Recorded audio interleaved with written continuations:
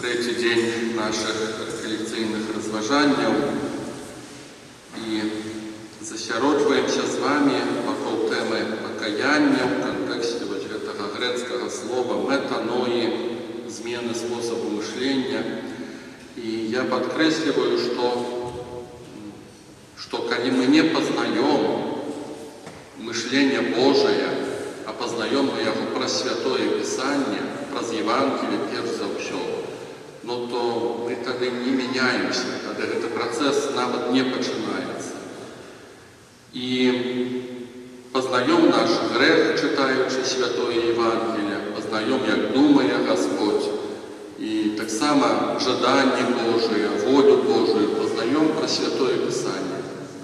Перш за все Евангелие, как проповедование Христа, верно записанное, это самый головный такой ресурс.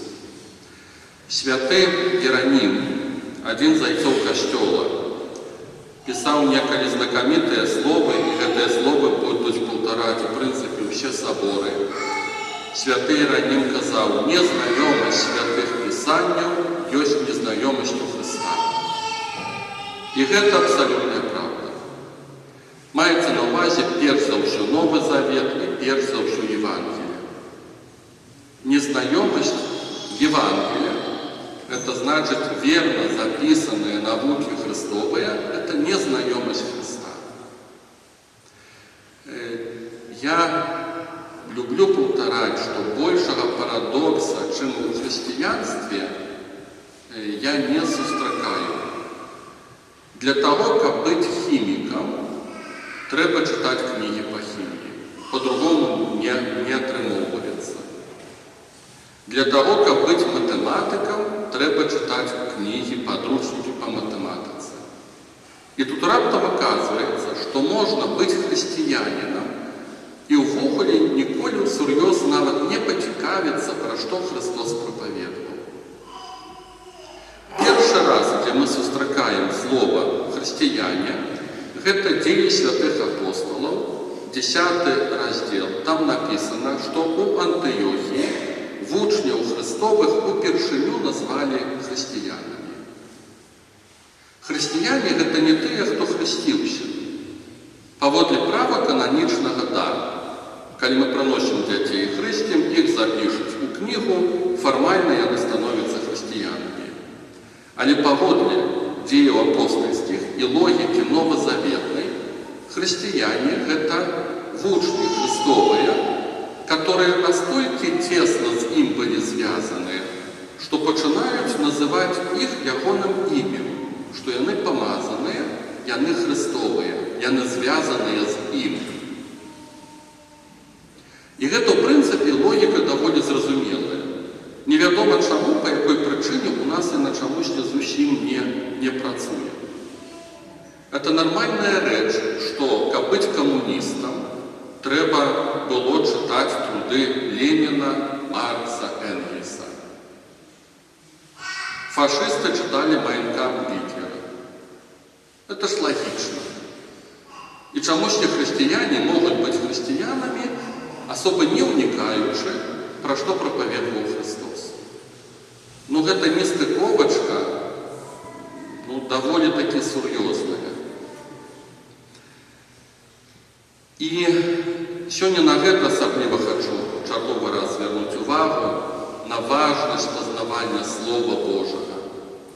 Мы вельми часто, коли про это начинаю проповедовать, что это основа увогуле. Евангелие от Яна починається словами, написано, на початку було Слово, і Слово було Богом, і Бог було Слово. На початку було Слово, это значит, что Бог створяє Словом этот свет. Але так само можна сказати, що початком серйозного життя духовного є зустріча со Словом Божим. На самой справе. Коли наше життя духовне не поверховне.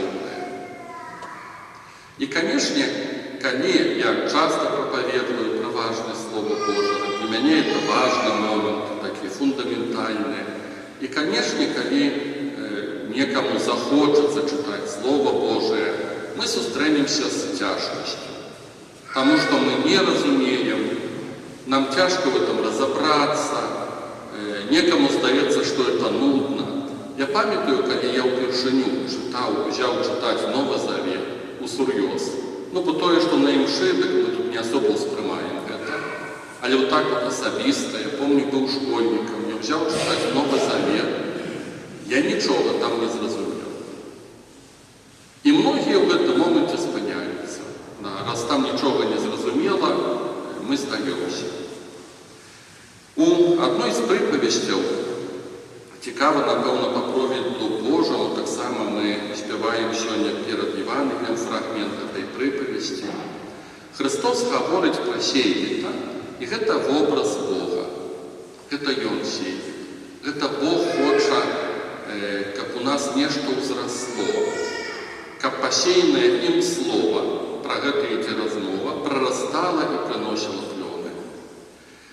И вот Бог есть этим сеятелем, мы есть этой глебой, куда Бог кидает свое зерно. И после Христос показывает разные причины, по которой зерно не прорастает. Одна из причин – это метушня. Вот такая безобидная метушня. У нашей категории это не тяжкий грех, это не забойство, это не магия, это не чужелоство. Это метушня, от которой мучаемся все мы. Что такое метушня? Это не тогда, когда ты робишь нечто страшное, а тогда, когда у тебя так много справов, и ты усім займаешься, что в вынику проворонил самое головное. Вот это вот есть метушня, когда ты распыляешься. І гэта не ў катэгорыях цяжкога граху, але Христос кажа, што калі мы ў гэтай мітусні, у гэтых клопатах жыццёвых, як кажа прыпавесць, то зерне, яно не прарастае, і мы бясплодныя. То есть ад нас тады толку вялікага няма. Я некалі зразумеў такую рэч сам для сябе. У нас есть много практик молитовных, много обовязков, многие из вас у разных там колах ружанцовых, и многие мучаются, что их упихнули в эти обовязки молитовные, и мы тянем эти обовязки. Я некогда здивился такой речи. Чему побожный католик так много здольно молиться и не знаходить часу, как послухать то, что говорит Бог? Чему для нас наши молитвы становятся важнейшие, чем то, что говорил Сын Божий. И нам навіть не цікаво про это видеть. Это не парадокс. Это нормально. Что мы вымаливаем у Бога свои справы. На это мы знойдем час. Люди знойдут час на Помпейскую новину. Это вельми классная молитва. Многие сведчат, что сапраўды она приносит плоды. Ну, это 2 месяца, и каждый день еще час ружаться. Ну, треба знайти силы на такую молитву.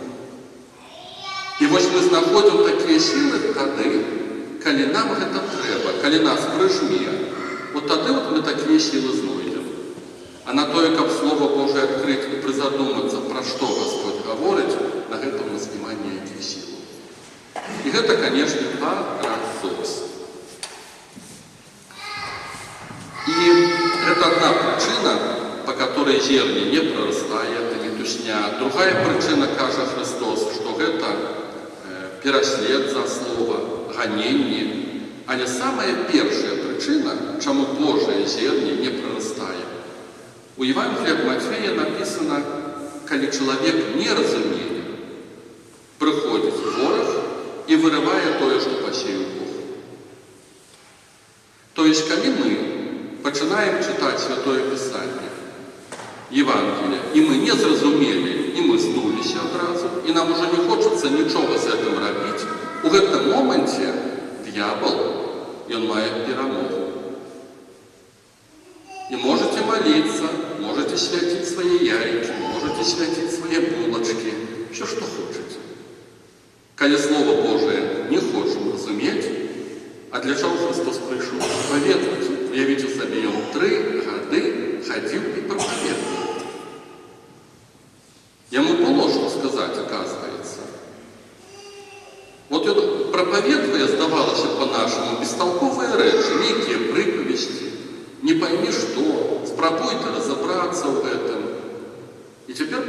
навошта ён гэта ўсё рабіў. Значыць, там мела значэнне. І вось калі мы пачынаем разумець, усур'ёз, пачынаем урэшце чуць, што это Слово Бога, што это Бог гаворыць. І это важно. І калі мы пачынаем это разумець, у нас знаходзяцца сілы, знаходзяцца ресурсы, каб пасля ў этом разбірацца.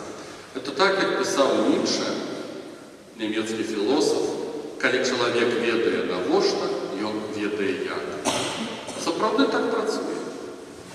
Калі мы ведаем навошта, вот у нас хвароба прыходзіць, трэба аперацыю нейкую сур'ёзную, калі табе гавораць, што не зробіш аперацыю, памрэш. У нас знаходзяцца ресурсы. Мы шукаем грошы, мы шукаем час, адпачынак знойдзем адпаведны.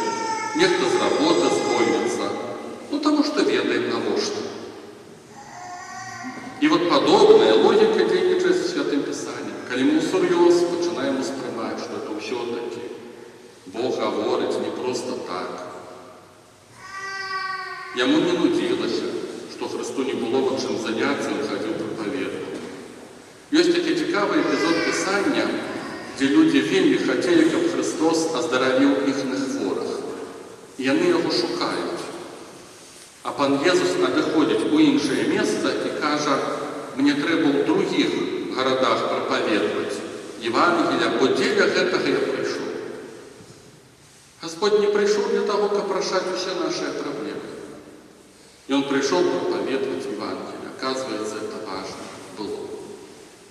Важно ёсць. І это пачатак жыцця духовного. Павінен быць труд в разумении Святого Писания. Тое, што мы пачынаем чытаць і не разумеем, мы по этой причине не павінны здавацца. Это нормальная рэч, што мы не разумеем. Возьмите, почитайте литературу 18 стагоддзя, 17-го, 16-го. Много там зразумеем, бо это контекст культуры, это іншая мова. Калі трэба, мы чытаем, стараемся разобрацца. Калі я вучыўся в семінарыі, у мяне была такая методика, калі мне трэба было здаваць нейкія экзамены, я чытаў канспекты або нейкія кнігі і рабіў з іх свае такія скрыпты, канспекты. Пасля са свайго канспекта рабіў яшчэ адзін канспект. Задача была номер 1 разобрацца. Пакуль я не разбіраўся і не ішоў здаваць прадмет. Калі я сам не мог разобрацца, я шукаў людзей, которые мне дапамогуць разобрацца.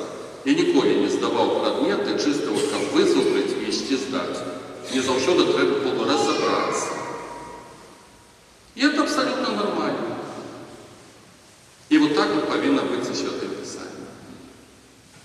Гэта высілак, гэта духоўны шлях, гэта трэба тое, у што мы павінны інвеставаць.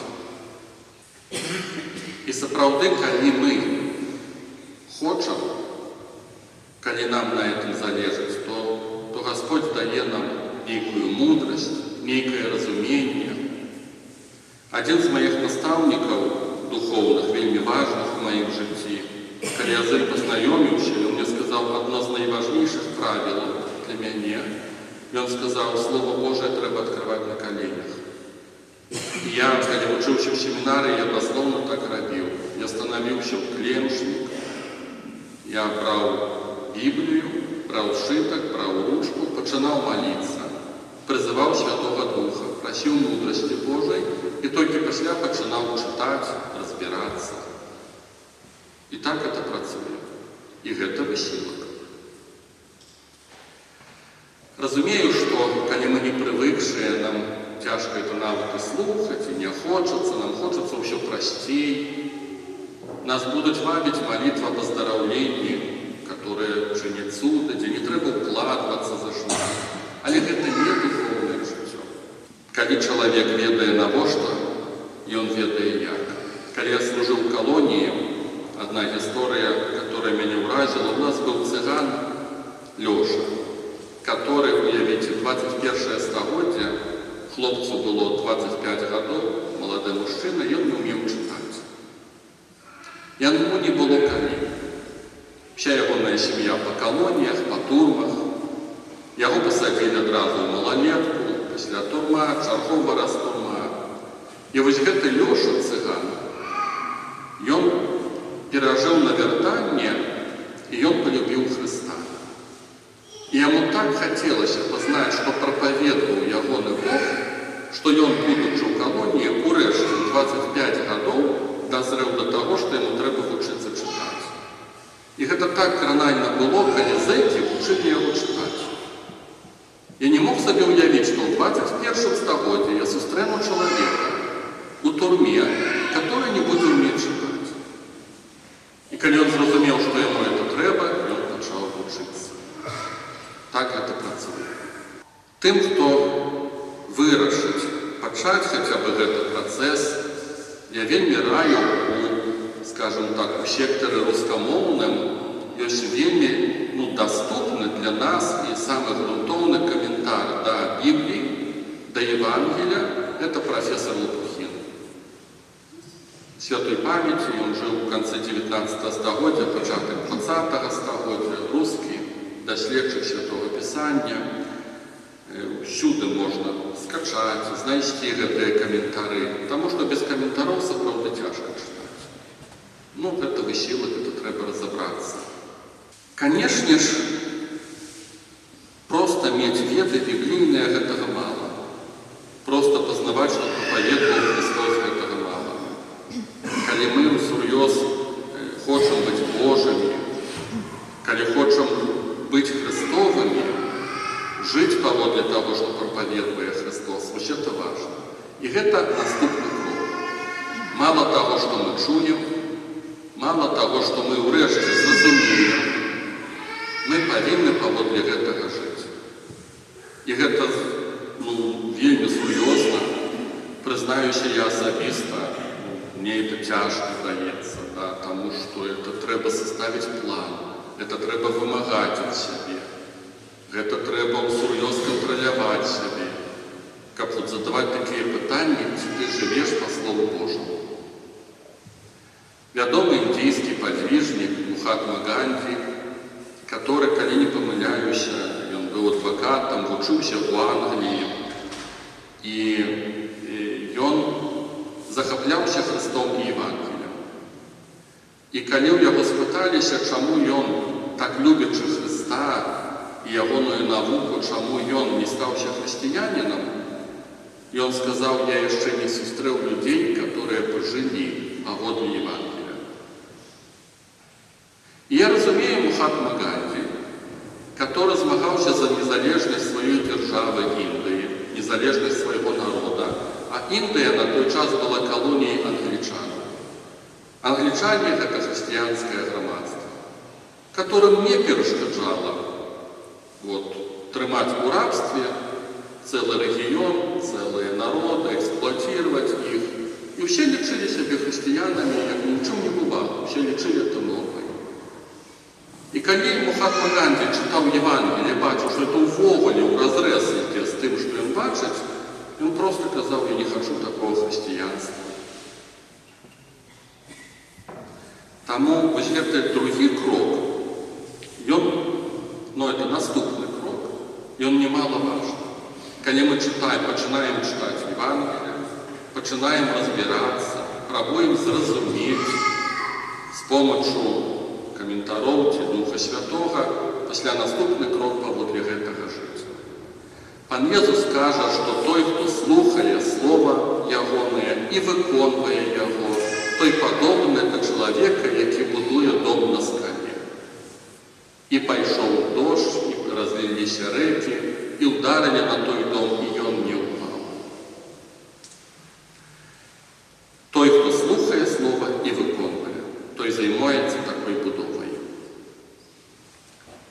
Некалі мяне вельмі уразіла адна прытча з жыцця айцоў пустыні, калі да аднаго такога старца прыйшоў малады чалавек і кажа: Абба, навучы мяне жыць. І гэты Абба кажа: добра, давай пачнём з першага псальма.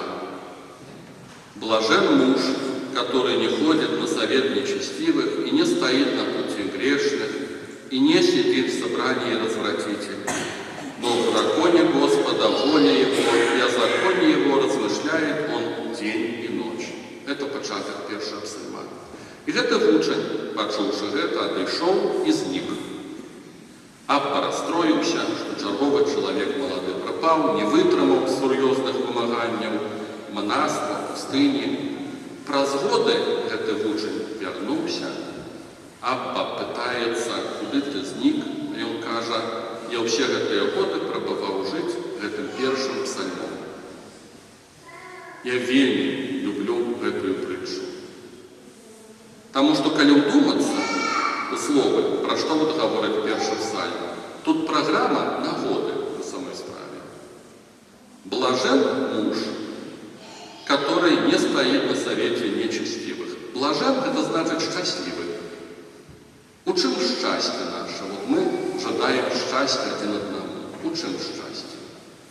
И першы псальм кажа, что счастье тым, что ты не будешь сидеть за столом с паскудными людьми. Грешниками, подлецами, коварными. У гэтым пачынаецца счастье. Что ты не сядешь с ними за стол. На 8 марта, яшчэ там на что-нибудь на корпоратив. Пасля далей псальміст кажа, кто день и ночь разважали над законом Божьим. Не просто знать эти пункты 1, 2, 3, 5, 10, а разважать над законом, а Слово Божие есть этим законом. Ну ладно, там не ночь, начнем хотя бы с дня. Хотя бы полгодины в день Святого Писания, хотя бы з этого. І вось ужо можна разважаць, як жыць паводле гэтага слова. Конечно, это притча, але она показывает, что нельзя воспринимать Святое Писание просто как абстракцию. Христианами назвали учнів Христовых. Это те, которые всерьез восприняли то, что Христос проповедовал. Яны слухали, яны в этом неяк там разобрались, яны ему поверили. И поводле этого пачалі жить. Вот это вот есть учні Христа. Был час, я, коли проводил реколекции, а сапраўды даволі шмат проводил гэтых реколекций, я проповедовал увесь час про Святого Духа. Про цуды, которые робит Святый Дух. Про оздоровление, которое здольно робить Святый Дух. Разные истории проповедовал. А после я зразумел одну правду. Что Дух Святый, Он притягивает миссию Христа. Пан Езус скажет, что Он даст іншого Суцяжителя. И Он каже, что Дух Святый прийде и нагадає вам усё, что я казав. И я зразумел простую речь. Что для того, как Дух Святый дзейнічаў в нашем житті, найперш трэба всерьез покориться Христу. И когда мы не познаем Слово Божьего, это значит, мы Христу не покараемся. Когда всерьез не воспринимаем Евангелие, это процесс покориться Христу, Божьему Сыну, и он не идет. И Духу Святому тогда, в принципе, робить нема чего. Когда я учился уже в Люблине, я познал харизматичные группы, харизматичные, бачу, какие цуды робит Дух Святый. Я хотел вельми трапить в молитовную группу. А у меня была задача, я хотел, чтобы это были люди, не просто, которые молятся. Я тогда уже зрозумел, что мне этого мало. Я хотел, чтобы это были люди, которые живут по Слову Божьему. Я некогда, памятью ходил, вот одна супольность, другая, покуль я не знайшов, чтобы там учить живое Слово Божие. И сапраўды Господь меня, после много благословил. Я в свой час так само зразумел, что это не такие веселые темы для нас. Особливо, когда мы усведомляем, что мы этого николи не робили. Это тяжко брать эти темы. Починать вивчать Святое Писание, разбираться. Этого не хочется. Это все складано. Але все-таки по-другому не атрымаецца, калі мы хоць трошку зацікаўленыя жыццём духовным. По-другому не атрымаецца.